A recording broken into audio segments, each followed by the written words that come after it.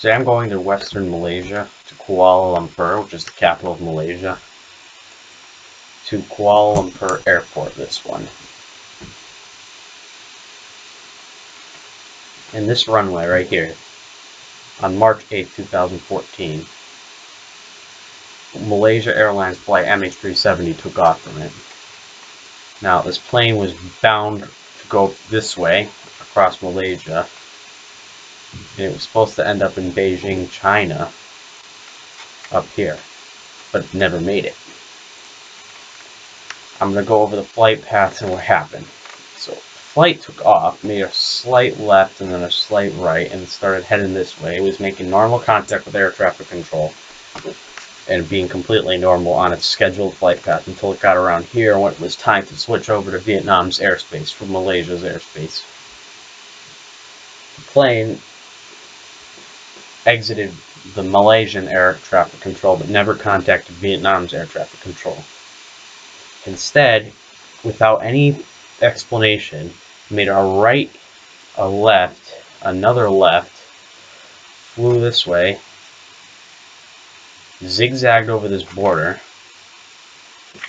then dipped under Penang Island, made another right, flew way out here.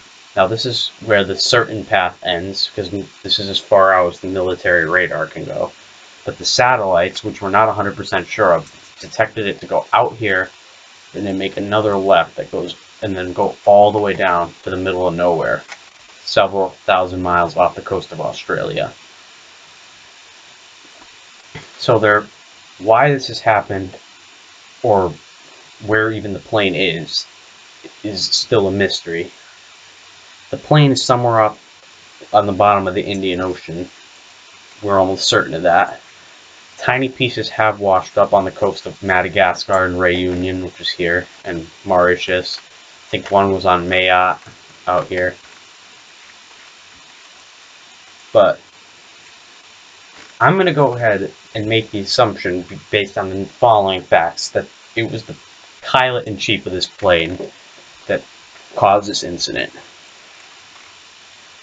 Because this is the most compelling piece of evidence, they found a very similar route on his home flight simulator.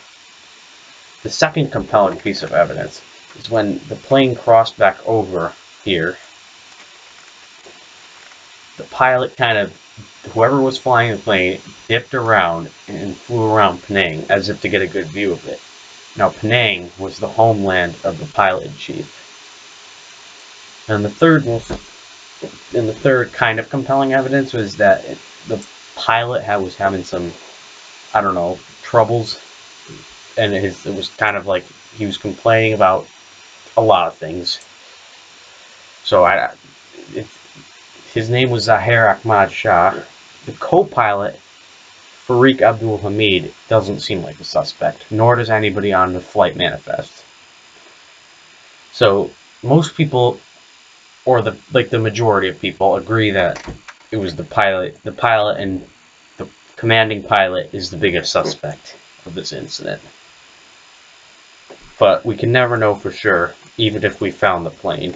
The location of the plane is another story, because we know for a fact it's located somewhere in this general area, from the coast of Indonesia to the middle of nowhere. But that's not, and they searched it. We really don't know. This